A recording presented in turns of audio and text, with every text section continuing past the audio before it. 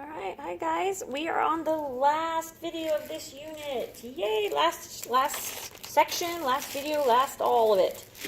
Okay. 3.7. We're going to figure out if it's a function or not. We're going to kind of dive a little deeper into whether they're a function or not, and this all depends on whether it's an independent variable or a dependent variable. So these should be the last two vocabulary words you need for your vocabulary sheet, which, let me just remind you, that is going to be due the day that we take the test. So make sure that you get that done. And everybody's taking tests on a different day, so I can't really tell you what exact day it's due, but I can tell you it's going to be either the 16th or the 17th. All right, so Thursday or Friday. All right, so let's talk about these. Now, I'm probably going to use two different colors when I do this, so you might want to grab two different color pencils or two different color highlighters or something like that, just to kind of keep things straight. Okay, so we are going to talk about what is an independent and a dependent variable. Okay, so what we have here is we're going to start with independent. So an independent variables are changed by choice.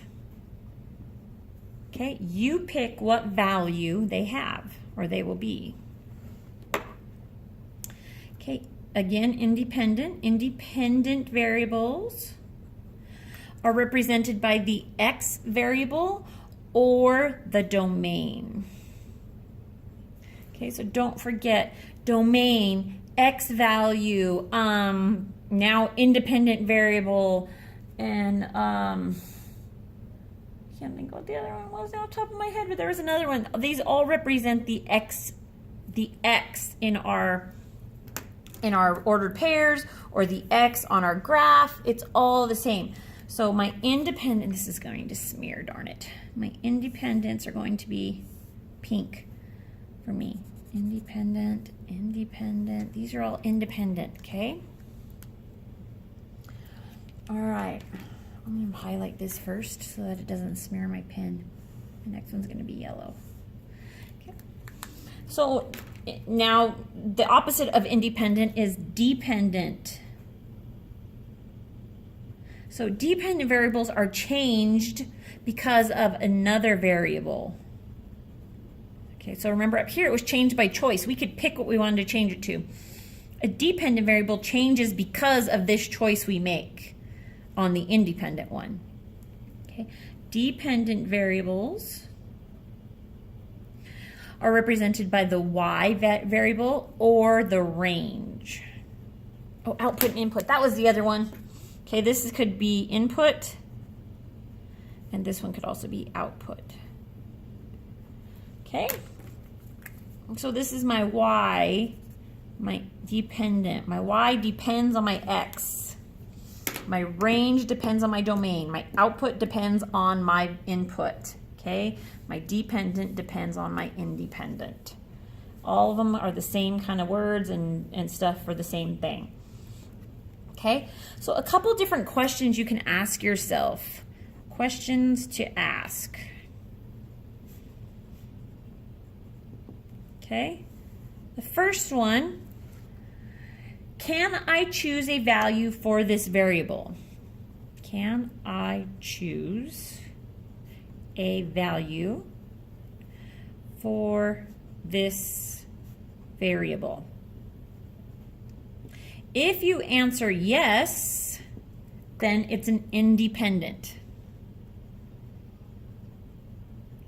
If you answer no, it's a dependent.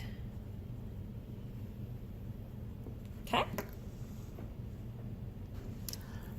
Another one that you could ask yourself, does this value change because of another variable?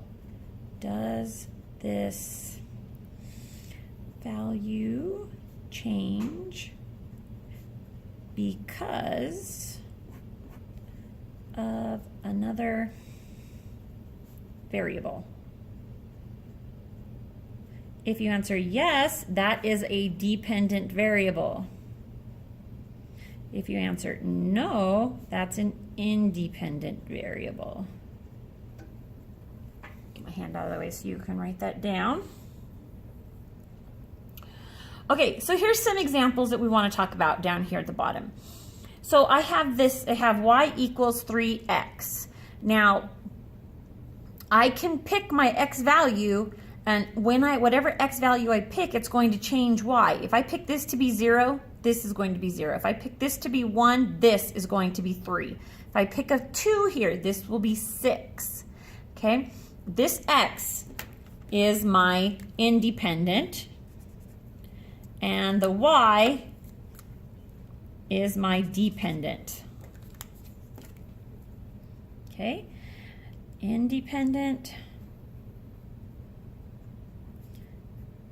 dependent.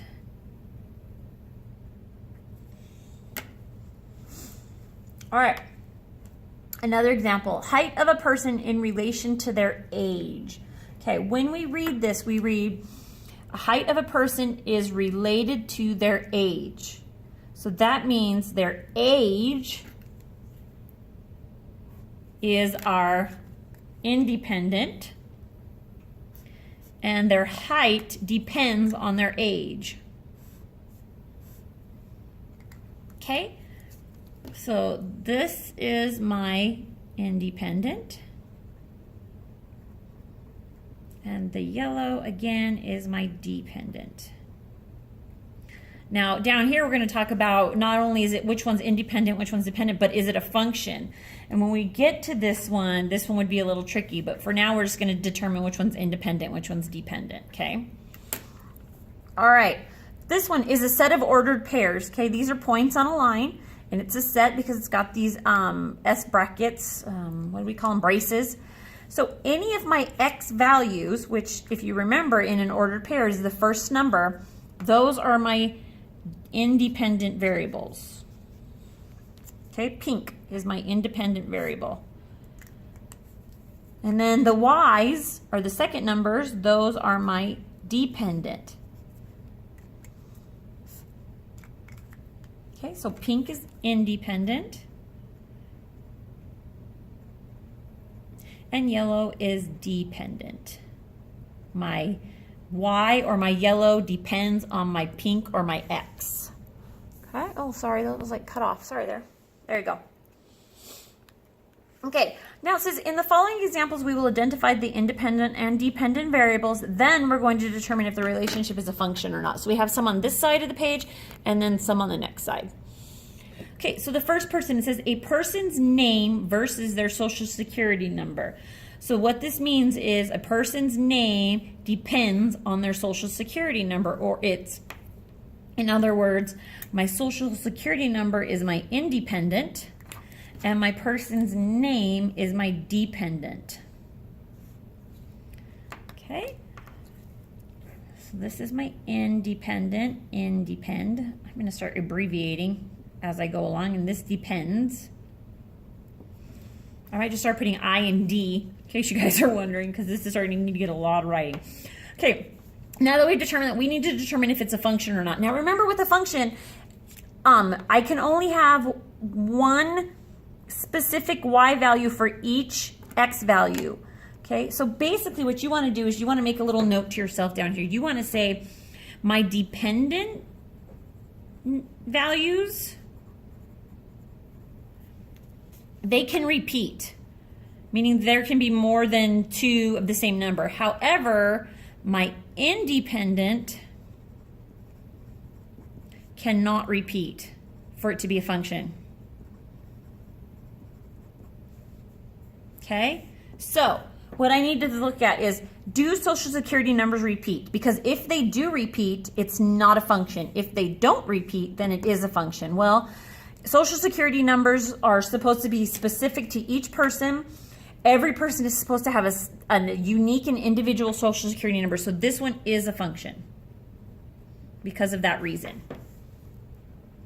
Okay, now this one right here is kind of reversed. It says a person's social security number versus their name. So now their name depends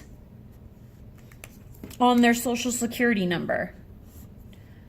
Okay, so now we're doing a little different. Like I said, I'm going to do I and D, independent, dependent, okay?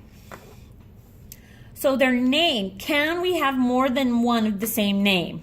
Yes, we can. Okay, so there could be 50 different Joe Smiths in this world. There's probably more than a 50. Okay, there could be 100 different Jane Does, right? I don't know. There can be a lot of the same name. So because my independent can be doubled, like I could have John Doe, and with John Doe, because there's so many different John Does, there could be 16 different social security numbers attached to it. So that makes it not a function. Okay.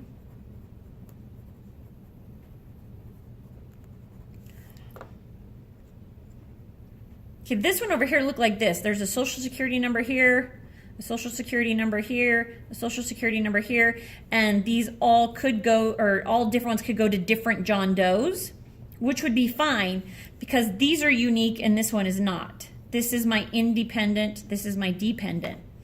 This is my independent, this is my dependent on this one, and the lines can come to, all of my independents can come to one dependent, but my independent cannot go to several different dependents. I know that that's probably super confusing, but hopefully as we practice more, it won't be. Okay, so now we have the cost of gas versus the amount of gas pumped. Okay, so the cost of gas depends on how much is pumped. So this is my dependent, cost of gas, and this is my independent, the gas pumped, the amount of gas pumped. Okay. Anytime I pump an amount of gas, as long as the gas price stays the same per gallon, anytime I pump a specific amount of gas, it's going to have one specific dollar amount with it. Okay, if I pump 7 gallons of gas, it's going to cost me $21. If I pump $10 gallons, it's going to cost me $30. That kind of thing. Okay, so this one is a function. Because even if 7 different people come up and pump 7 gallons, it's still one value to it. It doesn't have several different gallons, as long as it's at the same gas station with the same price, okay? That one could be a little tricky. All right, next side. Okay, so again, we are still determining which is the independent and which is the dependent, and then we're determining if it's a function or not. So now we have these set of circles up here, and you can see that because this arrow goes from here to here, it means that this one is the independent and this one's the dependent. So this is independent. This one's dependent. Okay, so independent, dependent. Now, as we can see, remember, we can go, each of our independents can go to the same dependent, but our independent cannot go to several different dependents. So because these each have unique and individual ones, this is a function. Okay, and just a note, now I don't know if you want to write this on yours, but just make sure you kind of make a note. If this 5 went from here to the 9 and to the 5, like for example, if this arrow also did this, that would not be a function because that 5 has 2 different values. Okay, but if you see here, see how the 3 and the 5 each have 5? That's okay. It's just that this 5, these ones over here can't have more than one line going across, okay? So make sure that you understand that. Okay, distance to days. This means that my distance is my independent and my days are my dependent. Remember, on a table of values, this is always your x and this is always your y.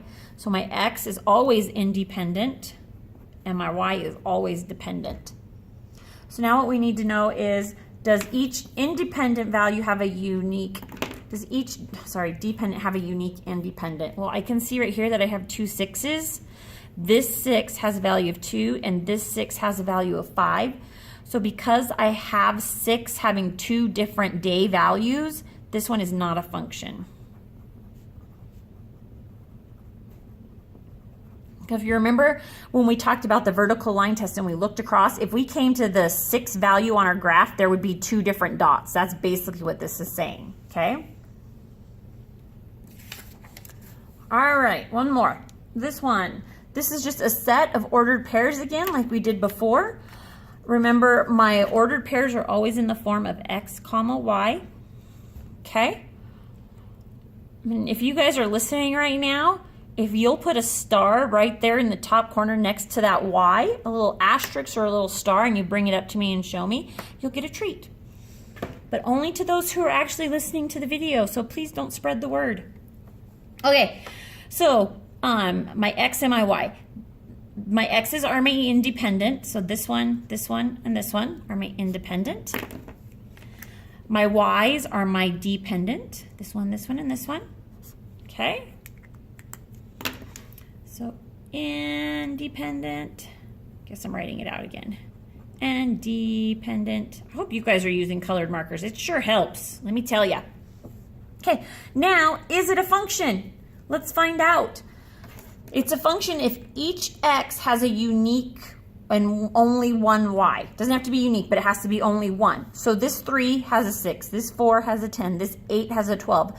None of my independents repeat, so this one is a function. Okay? I know that this is probably a little confusing, but hopefully we'll get it, we'll understand it a little better as we go along. All right, watch and learn. Determine if the set of ordered pairs is a function, then state the domain and range. So even if it's not a function, we're still going to state the domain and the range. Okay. Pinks. Pinks are my independent. Yellows are my dependents. Remember, I cannot have more than one of the same kind of independent. So I have a 9, a 0, a 5, a 2, a 0, and a 3. I have 2 zeros. Do you guys see this one here and this one here? I have 2 zeros, and they have different values for their dependent variable. That means that this is not a function. Not a function. Okay? But we are still going to list the domain and the range.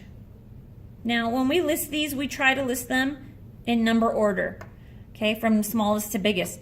So my lowest pink one here is a 0, and we're not going to write the 0 twice since there's 2, and we're still only going to write it once. And then I have a 2, and then I have 3, and then I have a 5, and then a 9. Okay? My range is my yellow ones, again, from smallest to biggest. So my smallest is a -3, and then a -1. And then a 2, and then 3 and 4, and then my last highest one is a 7. Okay? So even though it's not a function, we're still finding the domain and range. Make sure you do that. Okay, determine whether the relationship is a function. Okay, we're not listing domain and range, we're just determining if it's a function. Okay, the value of a Volkswagen Bug convertible from the time of purchase in 1978 to now. Okay, so this one is a function, and I will tell you why here in just a second. This one is a function because my time of purchase is my independent, and my value is my dependent. Okay, so because the years don't repeat themselves, like we don't do 1967, 1967, 1967, 3 years in a row, because each year moves up by a count of 1 and never repeats itself, it's a function. No repeating years, I guess we would write. Okay? Last one, and then you guys are going to try these on your own. Determine whether or not the relationship is a function. A person's name in relation to their phone number. So their phone number is the independent, and the person's name is their dependent. Okay. Now, let's think about this. When I was growing up, we had home phones. Now, some of you guys still might have home phones. I don't know. But a lot of us have cell phones now, which means that there's one cell phone number to one person, which would make it a function. When I was a kid, we would have home phone number. And my home phone number, I still remember it, which is crazy, I know, was 6810402. Now, that phone number went to my dad, it went to my mom, it went to me, and it went to my sister. Okay? That phone number went to 4 different people. That's okay. As long as this phone number doesn't repeat and go, and there's not another, no, wait, am I saying that wrong? No, sorry, yeah, you can't do that. Sorry, I'm confused. Even I'm confused sometimes, you guys. Okay, so because this phone number goes to more than one person, that would make it not a function. Okay? But nowadays, we all have cell phones, which means that our one cell phone number just goes to one person. And most people don't share cell phones. I don't know, maybe people do. But for the sake of this one, we're going to say it's not a function because it is possible that some people share cell phones and home phone numbers, business phone numbers, they're all shared by more than one person. Okay, so this would not be a function. Okay? I hope that makes more sense. I know I kind of confused you there for a second. If my independent has more than one dependent, it doesn't work. Okay? All right, so not a function. So now you guys are going to try these 3 on your own. Please come see me if you guys have questions or you're confused by it. I know that it's a little tricky, but it's the last one of the unit, you guys. We're going to be done with this one soon.